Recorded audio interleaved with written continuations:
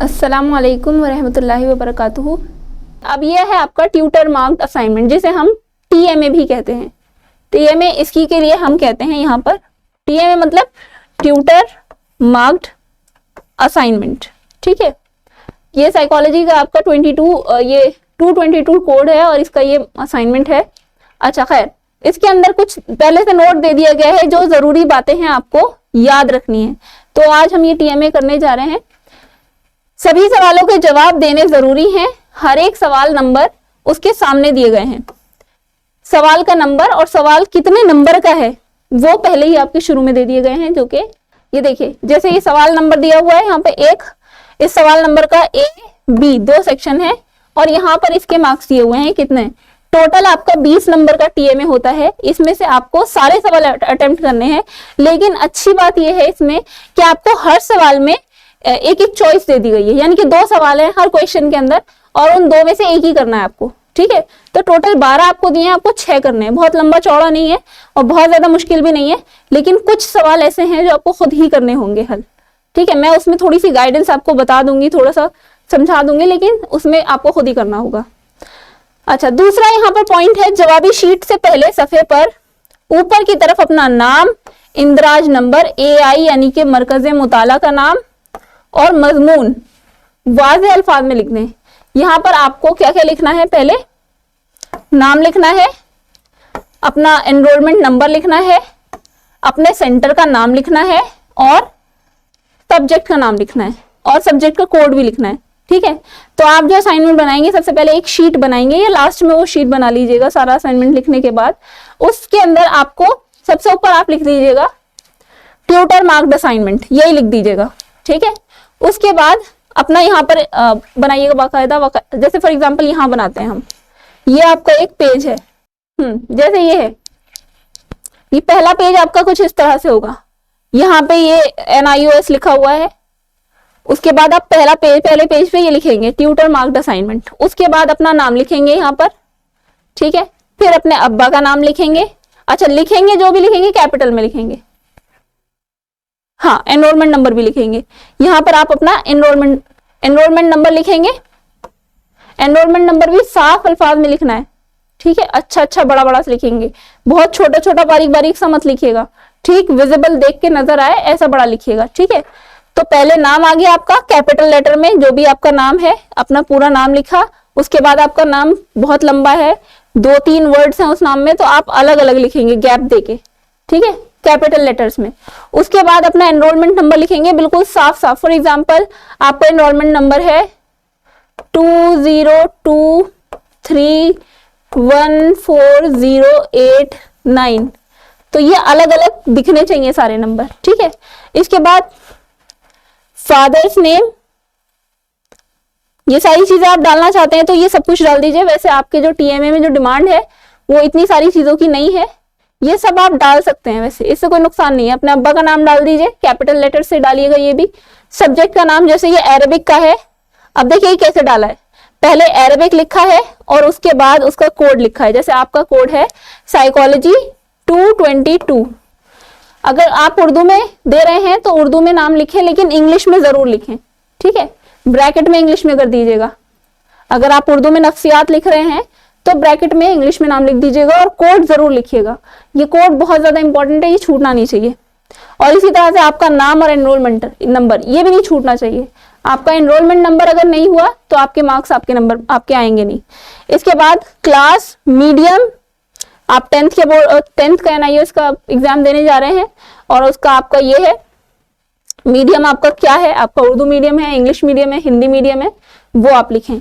उसके बाद आप यहाँ पे अपना एड्रेस लिख सकते हैं। एड्रेस में बेसिकली अपना एड्रेस लिखना जरूरी नहीं है, यहाँ पर अपना सेंटर नंबर लिख दीजिएगा। सेंटर का क्या नाम है आपका और सेंटर का क्या कोड है वो लिख दीजिएगा। उसके बाद सेशन, आपका ये सेशन नहीं है, आपका सेशन है 2023-24 सॉरी, तो ये पुराना पिछले साल का किसी ने बनाया होगा, ये उसका एग्जाम्पल है। यहाँ सिग्नेचर का है तो सिग्नेचर भी कर सकते हैं आप। ठीक है, यही 4 चीजें थी। मजमून का अपना सब्जेक्ट का नाम, हाँ अपना नाम, एनरोलमेंट नंबर, सेंटर का नाम और एड्रेस पूरा लिख दीजिएगा। और सेंटर का अगर कोड है तो कोड भी लिख दीजिएगा और मजमून क्या नाम है आपके सब्जेक्ट का, ये जरूर लिखिएगा।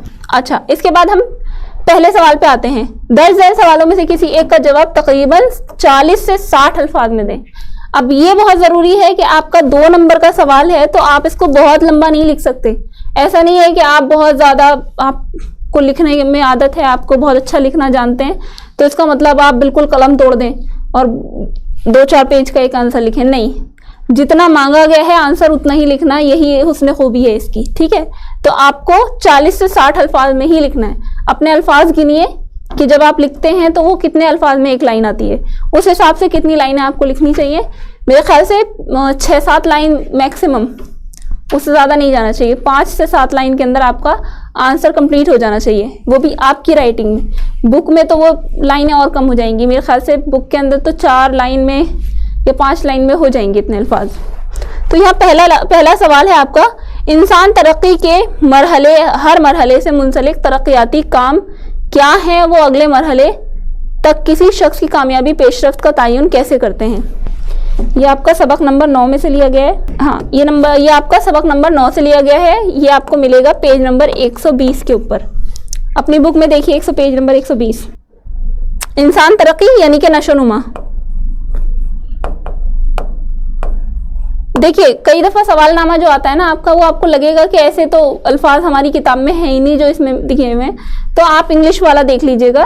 इंग्लिश वाले में जो होता है वो मेन होता है, बाद में ट्रांसलेट करके इसमें दिया जाता है। तो नशोनुमा के हर मरहले से मुंसलिक तरक्याती काम, ये तरक्याती काम है, डेवलपमेंटल टास्क, जिनको आपकी किताब में नशोनुमा के अहम काम के नाम से दिया गया है।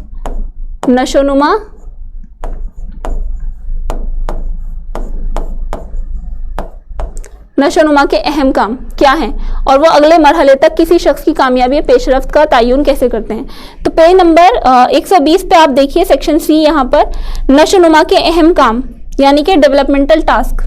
अगर हम इंग्लिश में देखें तो आपकी इंग्लिश में ये सवाल इस तरह से पूछा गया है।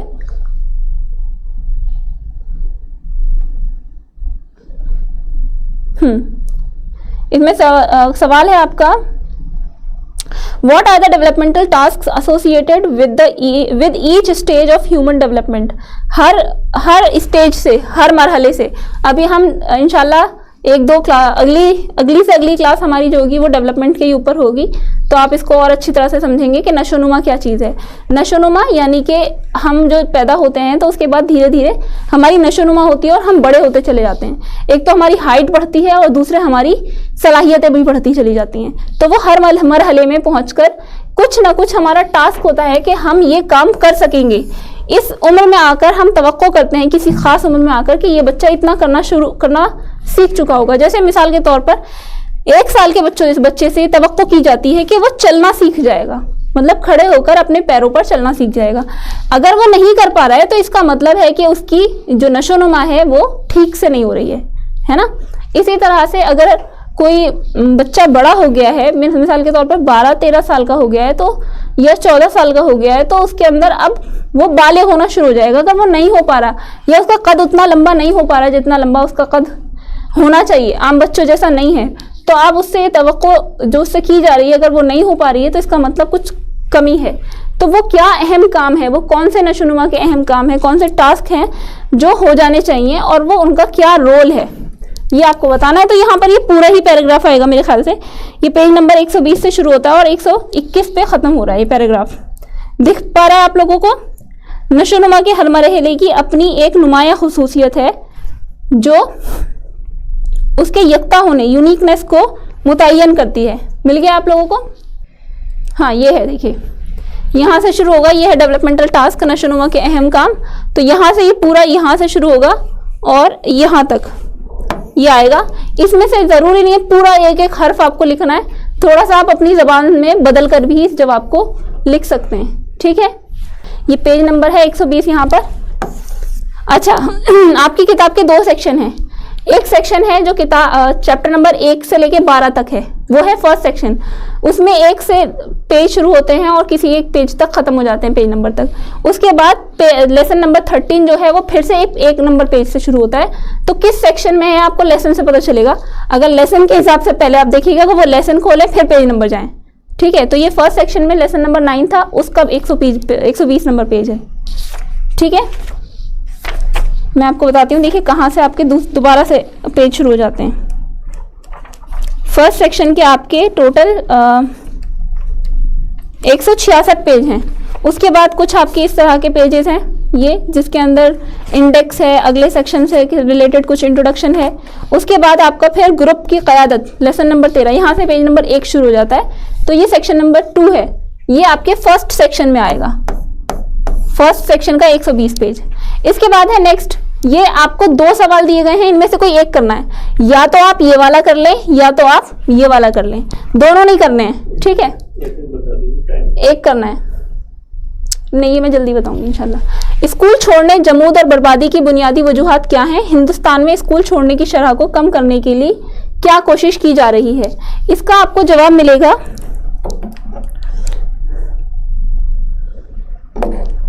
पेज नंबर पहले तो लेसन नंबर 16 पे पेज नंबर 48, जल्दी से खोलिए लेसन 16 पेज 48।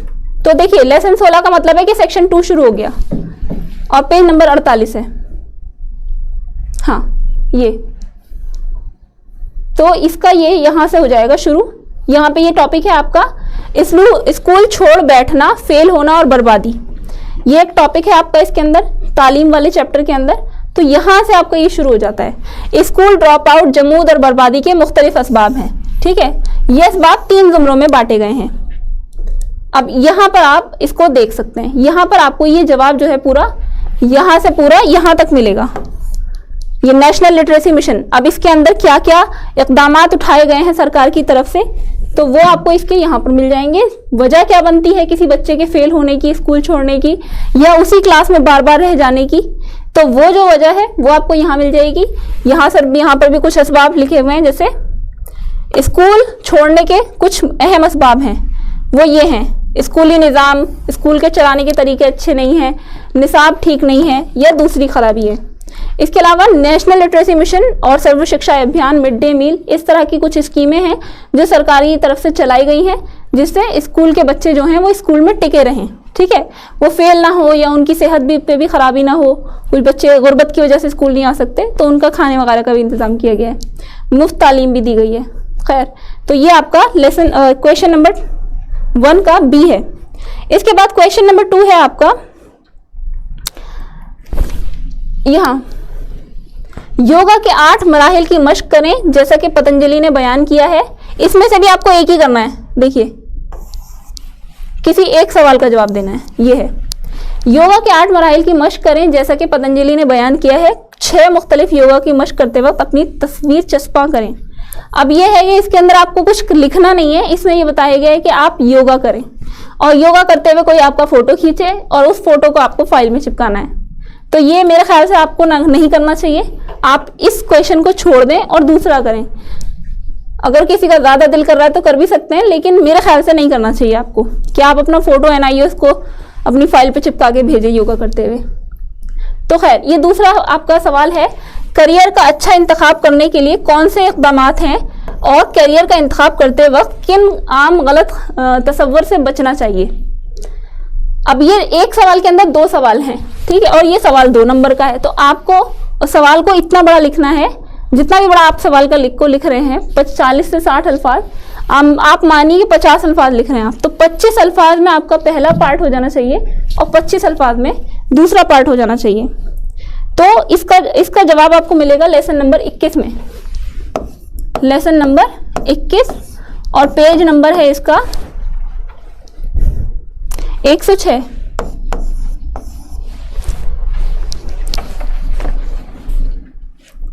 लेसन 21 खोल के देखिए किताब में, जिन बच्चों के पास किताब है। करियर का इंतखाब और मुश्किलात और इम्कानात। तो पहले जो आपका सवाल था, हाँ एक सेकंड, क्या था सवाल?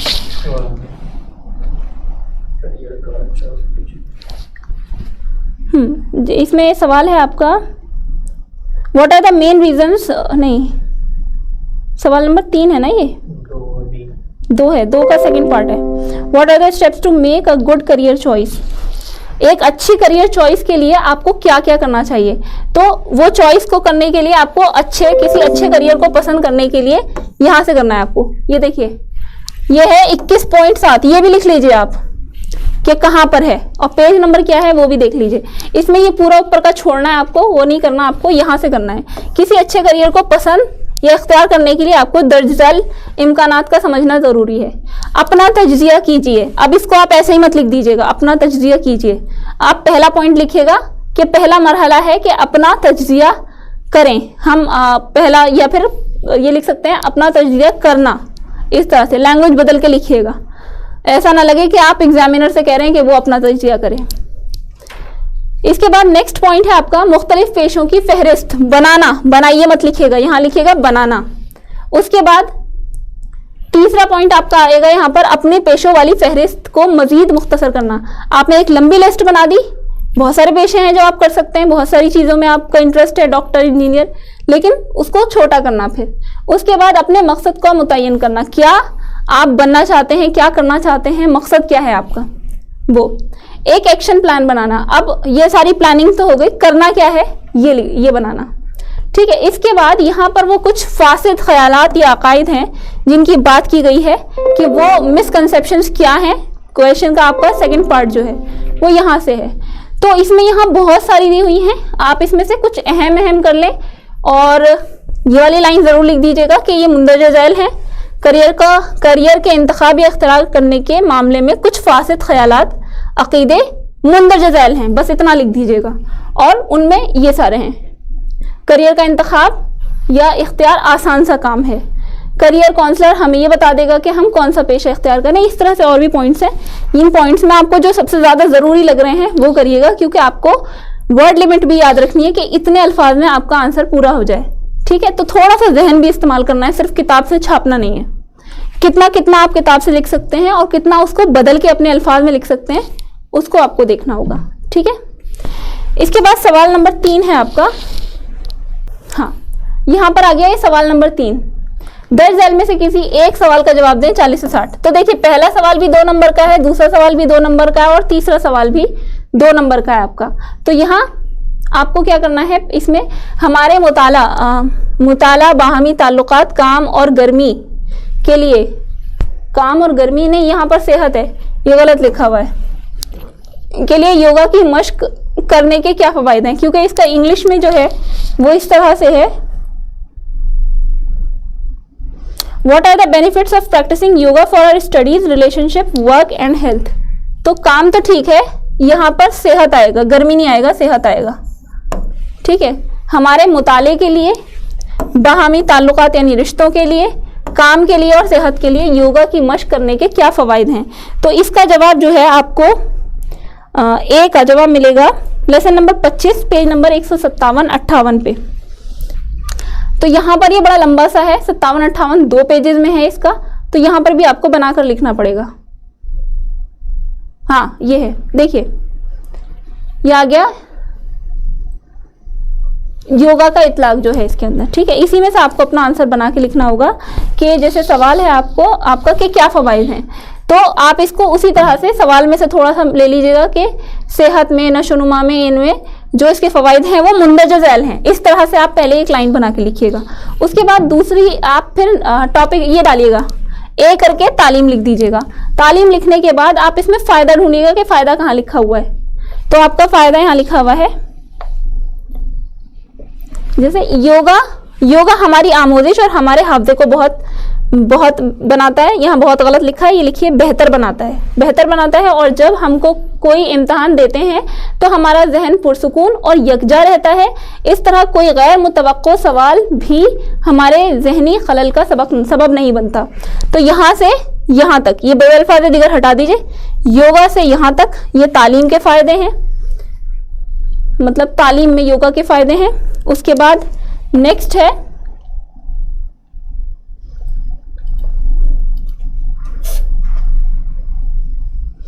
अब यहाँ पर जो रिश्तों में है, जब हम योगा की मश्क करते हैं तो ताउन, मुकाबला, आराई, ये रिश्ते हेडिंग डालिएगा नंबर 2, और यहाँ पर डालिएगा कि इसमें मुकाबला आराई की जगह ले लेता है, दूसरों से मुसलसल और गैर माकूल मुतालबात की बजाय हम दूसरों के बेगर्ज और बेलौस मोहब्बत करना सीख जाते हैं। तो ये सारी बहुत सारी चीज़ें ना लिखकर आप इसको छोटा करके एक लाइन में लिख दीजिएगा कि हम एक दूसरे के मुआविन बन जाते हैं, एक दूसरे से मोहब्बत करना सीख जाते हैं, हमारे अंदर जो बुग़्ज़ और कीना है वो दूर होता है और हम दूसरों को की खूबियाँ तलाश करते हैं, उनकी बुराइयाँ तलाश नहीं करते। तो ये यहाँ तक है आपका, ठीक है, यहाँ से यहाँ तक, ये आप ज़रा देख लीजिएगा। इसके बाद अगला आता है, तीसरी हेडिंग डालेंगे काम। काम में इसका क्या फ़ायदे हैं इसके? तो काम में इसके फ़ायदे हैं कि इससे हम नशिस्त और बर्खास्त के अच्छे अंदाज, गहरा सांस और जिस्म की हल्की फुल्की वर्जिश से हमें अपने काम काज में पुरसकून रहने में मदद मिलती है, हमें मददगार साबित होता है। ये लिख सकते हैं आप और ये लिख सकते हैं कि हमें काम करने में अच्छा लगने लगता है, हमारे काम में प्रोडक्टिविटी बढ़ जाती है, हम काम में पैदावारियत बढ़ा देते हैं, हम ज़्यादा अच्छा काम कर पाते हैं, ठीक है, हमें सुकून मिलेगा तो अच्छी तरह काम कर पाएंगे। एक ये हो गया। उसके बाद है सेहत का। इसकी वजह से हम योगा की वजह से और ध्यान के ज़रिए हम आहिस्ता आहिस्ता खुद को सल्बियत या नेगेटिविटी से महफूज रखते हैं और तवानाई और हरकत पजीर किस्मत की फितरी हालत का असर नौ तजुर्बा कर सकते हैं। ये आप इसमें ये 4 पॉइंट आ गए और 4 पॉइंट में मेरे ख्याल से ये पूरे 40 से 60 अल्फाज कवर हो जाएंगे आपके। इसके बाद आपका दूसरा सवाल है, इसका तीसरे का सेकंड पार्ट है आपका यहाँ पर, मुस्बित जज्बात को फ़रोग देने के तरीक़े क्या हैं? हम मुस्बित जज्बात को कैसे फ़रोग दें और वो जहनी सेहत और फलाह व बहबूद को कैसे फ़ायदा पहुँचाते हैं? तो इसका जवाब आपको मिलेगा page number lesson number 17 page number 61 पे, 61 से लेके 63 तक इसको आपको बनाना पड़ेगा, ठीक है। ये इसका है सेकंड का, और इसका मैंने लिखा नहीं, इसका आपका लेसन 25 पेज नंबर 157 58। हाँ, तो इसके लिए आप पेज नंबर खोलिए, लेसन नंबर 17 का पेज नंबर 61 है। तो यहाँ पर मुस्बित जज्बात क्या होते हैं, यहाँ आपको मिल जाएगा कि मुस्बित जज्बात क्या होते हैं। तो ज़िंदगी की सरगर्मियों यहाँ से या ज़िंदगी के मशागिल को पायदार बरकरार बनाने के लिए मुस्बित जज्बात की ज़रूरत होती है। अब ये मुस्बित जज्बात ये होते हैं कि आप दूसरों से मोहब्बत करें, नफरत ना करें, हशाश बशाश रहें, खौफ डर ना बने, ये सारी चीज़ें इसके अंदर आप एक आध लाइन में ये सारी चीज़ें ऐड कर सकते हैं। उसके बाद मुस्बित जज्बात को फ़रोग देने के तरीक़े कौन कौन से हैं वो आप यहाँ से लिख सकते हैं, ठीक है। यहाँ पे ये पूरे तरीके लिखे हुए हैं, पेज नंबर ये 63 है, ठीक है। यहाँ बहुत सारे तरीके हैं, इसमें से अहम तरीके जो हैं वो निकाल के लिखिएगा। और इसमें एक एक में भी बहुत लंबा चौड़ा है, जैसे शुक्रगुजारी का जज्बा बेदार करें। अब ये आगे की फालतू की लाइन है, जब आप दूसरों के शुक्रगुजार बनेंगे तो ये होगा वो होगा, वो सारी लिखने की जरूरत नहीं है, ठीक है। जो काम की चीज़ है वो निकाल के लिखिए, अल्फाज को ध्यान रखिए कि कितने अल्फाज के अंदर लिखना है। इसके बाद सवाल नंबर 4 है आपका। सवाल नंबर 4 के अंदर आपको ज़्यादा कुछ नहीं करना, इसके अंदर मुख्तलिफ शोबे कौन कौन से हैं नफ्सियात के, ये आपको सब लेसन नंबर 1 में मिल जाएगा। लेसन नंबर 1 में पेज नंबर 7 से लेके 9 तक इसमें टाइप्स बता रखी हैं कि शोबे कौन कौन से हैं। तो एबनॉर्मल साइकोलॉजी का एक शोबा है, ये है सोशल साइकोलॉजी है, काउंसलिंग है, ये सारे आपको बयान करने हैं। उसके अंदर आपको ये, अब देखिए सवाल नंबर 4 जो है वो 100 से 150 अल्फाज का है और 4 नंबर का है, तो इसको थोड़ा बड़ा लिख सकते हैं आप, ठीक है। तो हर टाइप की हर अलग अलग शोबे को लिखिएगा और उसमें क्या क्या डिटेल्स है वो सारी आप डाल दीजिएगा, ठीक है। पेज नंबर 7, 8, 9 पे इसमें ये दिए गए हैं। अच्छा, इसके बाद आपको इसमें आपको अपनी तरफ से करना है कि इसमें से कौन सी फील्ड है जो आप पसंद करते हैं या आप उसमें जाना चाहते हैं और क्यों। तो आप 4-5 लाइन के अंदर ये वाली चीज़ भी बता सकते हैं कि आपको इसके अंदर से कौन सी फील्ड सबसे ज़्यादा पसंद है और आप इसमें क्यों जाना चाहते हैं, ठीक है। मेरे ख्याल से इन दोनों में ये वाला ज़्यादा आपके लिए ईजी रहेगा, तो आप ये वाला कर सकते हैं। ग्राहम विलास, ये है आपका लेसन नंबर 7 में मिल जाएगा, ये आपको पेज नंबर 87-88।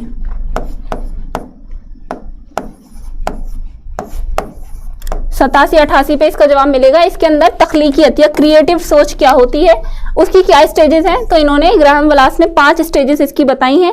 वो स्टेजेस का नाम लिखिए, उनके बारे में लिख दीजिए अगर आप ये वाला क्वेश्चन करना चाहते हैं, और उनका मसाइल हल और जहनी कैफियत से क्या ताल्लुक है, ये आपको पेज नंबर 87 पे पहले वाले पैराग्राफ में इसका आंसर मिल जाएगा। उसके बाद है नेक्स्ट सवाल नंबर 5, ग्रुप की हरकियात में ग्रुप की कारकर्दगी और तर्ज अमल ग्रुप की साइज का असर क्या पड़ता है। ये सवाल थोड़ा अजीब सा बना के दिया है, इसमें मुझे डाउट था खुद भी, क्योंकि इंग्लिश में कुछ और है ये और उर्दू में कुछ और दे रखा है। तो आपको मेरे ख्याल से इंग्लिश वाला करना चाहिए, या तो इस वाले को में डाउट है तो इसे छोड़ भी सकते हैं आप लोग। मेरे ख्याल से आप लोग इसमें ये वाला कर लीजिए, जहनी जिस्मानी ताल्लुक और जिस्मानी ताल्लुक की नौइयत पर तबसरा कीजिए और सेहतमंद जहनी जिस्मानी ताल्लुक को बरकरार रखने के लिए कम से कम 3 तरीके बताइए। ये लेसन नंबर 24 में आपको मिलेगा, योगा वाला लेसन है ये, हाँ लेसन नंबर 14 में मिलेगा। इसके ऊपर अगर आप ढूंढना चाहते हैं तो ये लेसन 13 में मिल जाएगा आपको, लेकिन मेरा मानना है कि आपको इसमें जाना चाहिए। इसमें आपको पढ़ना तो पूरा चैप्टर पड़ेगा और पूरे चैप्टर में से निकालना पड़ेगा, क्योंकि जहनी जिस्मानी ताल्लुक की नौइयत क्या होती है। तो इसकी नौइयत यह है कि अगर जिस्म सेहतमंद होगा तो हमारा जहन भी सेहतमंद होगा, और जहन सेहतमंद होगा तो हम अच्छी तरह से काम कर सकते हैं। तो ये ताल्लुक आपको इंट्रोडक्शन वाला जो पार्ट है वहाँ से मिल जाएगा, और लेसन नंबर 24 के शुरू में ही जो लिखा हुआ है। उसके बाद उसमें 3 तरीके बताए हैं, तो 3 तरीकों में से एक तो था सेहत, कि अपनी जिस्मानी सेहत को हम कैसे बेहतर बनाएं, उसके अंदर खाना पीना। तो ये छोटा छोटा करके आपको डिफाइन करना है, ये भी क्योंकि आपका 4 मार्क्स का है और ये भी आपको 50 से 100 अल्फाज में करना है। तो इसमें आपको योगा की तीनों चारों चीज़ें थोड़ी थोड़ी करके बयान करनी पड़ेंगी। लेसन इसमें पूरा पढ़ना पड़ेगा, लेकिन ये आपको ज़्यादा मुश्किल नहीं पड़ेगा इंशाल्लाह। जैसे इसमें पहले इंट्रोडक्शन थोड़ा सा दे देंगे, योगा का और जहन का, जिस्म का और जहन का क्या ताल्लुक है ये बता देंगे। उसके बाद योगा तंदुरुस्ती के लिए, उसमें ग़िज़ा आ जाती है और कुछ आसन आ जाते हैं। तो थोड़ा सा ग़िज़ा को डिफाइन कर दीजिएगा 5-6 लाइन में, 4-5 लाइन में आप योगा को डिफाइन कर दीजिएगा, कौन कौन से योगा के आसन है बस उनका नाम लिख दीजिएगा। उसके बाद आप नेक्स्ट आएंगे प्राणायाम, यानी कि सांस लेने की प्रैक्टिस, वो क्या होती है, सिर्फ उसका पॉइंट निकाल के ये लिखना है कि वो क्या होती है और वो कैसे मदद करती है। ठीक है, तो ये 3-4-5 लाइन के अंदर बस आपको पूरा पढ़ के उसके अंदर से 3-4-5 लाइनें निकालनी है। उसके बाद ध्यान या मुराकबा या मेडिटेशन, आखिरी पॉइंट है, ये ध्यान मुराकबा क्या होता है और उसके क्या फ़वाइद हैं, सिर्फ वो आप निकालेंगे। लेसन इसमें आपको पूरा पढ़ना पड़ेगा इस सवाल के लिए, लेकिन ये आपको ज़्यादा मुश्किल नहीं पड़ेगा। ठीक है, तो ये वाला कर लीजिएगा। इसके बाद आखिरी सवाल है आपका सवाल नंबर 6। इसके अंदर आपको 2 में से कोई एक प्रोजेक्ट बनाना है। तो पहला आपका प्रोजेक्ट है इसके अंदर, शिनाख्त का अमल कुनूत हाफ़ज़ा की पैमाइश में याद करने के अमल के से कैसे मुख्तलिफ है। यहाँ आपको लेसन नंबर 6 पूरा पढ़ना पड़ेगा। ये 6 नंबर का है और ये आप बाकायदा प्रोजेक्ट बनाएंगे। इसके अंदर वर्ड लिमिट नहीं दी गई, तो आप लंबा बना सकते हैं इसको, 4-5-6 पेज में आप इसको बना सकते हैं। तो ये फ़र्क हकीकी ज़िंदगी के हालात पर क्या असरात मुरतब करते हैं, जैसे कि इम्तहानात का मुताला करना, मानूस चेहरों की शिनाख्त करना, याद रखने की मुख्तलिफ हालात फराहम करके 20 कम अज़ कम 20 अफराद पर यह तजुर्बा करें, मुशाहदा करें और लिखें कि आया वो 10 या 7 दिनों के बाद पहचानने, याद रखने या याद करने में नाकाम रहे। ये आप आज ही कर सकते हैं शुरू, क्योंकि इसमें 7 दिन लगेंगे करने में। आप क्या करेंगे, 5, 10, 20 लोगों को सिलेक्ट करेंगे, आपके क्लास फेलोज हो सकते हैं, वो घर वाले हो सकते हैं उसके अंदर, और हर किसी से आप कुछ सवाल पूछेंगे या कुछ बहुत सारे चेहरे उनको दिखाएंगे, और फिर आप 7 दिन बाद पूछेंगे उनसे कि क्या उनको वो चेहरे याद हैं, या आप उनको बहुत सारे नंबर बता सकते हैं और उन नंबर में से 7-8 दिन के बाद उनको कितने नंबर याद रहे वो आपको पूछने हैं। ठीक है, शुरू में आपको शनाख्त का अमल और कुनूत हाफ़ज़ा की पैमाइश में याद करने के अमल से कैसे मुख्तलिफ है, ये सवाल का जवाब देना होगा, और ये फ़र्क हकीकी ज़िंदगी के हालात पर कैसे मुरतब होता है। ये सारी चीज़ें इनका आपको बाकायदा बुक में से ढूंढ के जवाब लिखना है, और जवाब लिखने के बाद आप एक्सपेरिमेंट भी करेंगे और वो भी लिखेंगे। इसके अलावा दूसरा आपके पास ये है, यहाँ पे मिसाल भी दी हुई है, जैसे 20 लोगों को चुन लीजिए और 5 मुख्तलिफ हालात पर तजुर्बा करना है। ये नोट करना है कि नंबर, चेहरा, जगह, रंग या पोजीशन, ये इन 5 चीज़ों को याद रख सकते हैं। यानी कुछ नंबर बता दीजिए, कुछ चेहरे दिखा दीजिए, कुछ जगहों के नाम दिखा दीजिए, कुछ रंग दिखा दीजिए उन्हें बहुत सारे, और कुछ पोजीशन, अलग अलग पोजीशन से बैठ के दिखा दीजिए आप उन्हें। और आप फिर उनसे 5-6 दिन के बाद पूछेंगे आपको ये याद है, तो आपको हर 20 इंसान से के बारे में टिक टिक करके पूछना पड़ेगा कि हाँ इनको याद है, इनको याद नहीं है। आपको कॉलम बना के ये काम करना पड़ेगा, ठीक है। इसके बाद नेक्स्ट है आपका, आपके रिहायशी इलाके में योगा कैंप का इनेकाद किया जा रहा है। आपको जहन को काबू में करने और मुनज़्ज़म करने की अहमियत तैयार करें कि ये मालूमाती हो और माशरे के तमाम तबकात के लिए समझ में आना चाहिए। आपके पास योगा कैंप लग रहा है और योगा कैंप के लिए आपको एक स्पीच बनानी है, वो स्पीच बना के यहाँ पर लिख दें पूरी। अगर आप इन दोनों में कहें तो मुझे लगता है ये वाला थोड़ा आसान है, इसमें आपको बुक से हेल्प मिल जाएगी। और ये आपके लेसन किस लेसन में से लिया है, ये शायद लेसन इसमें नहीं बताया गया है।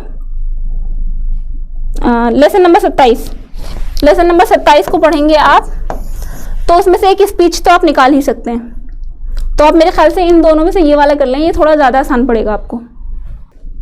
ठीक है, चलिए, जज़ाकल्लाह खैर।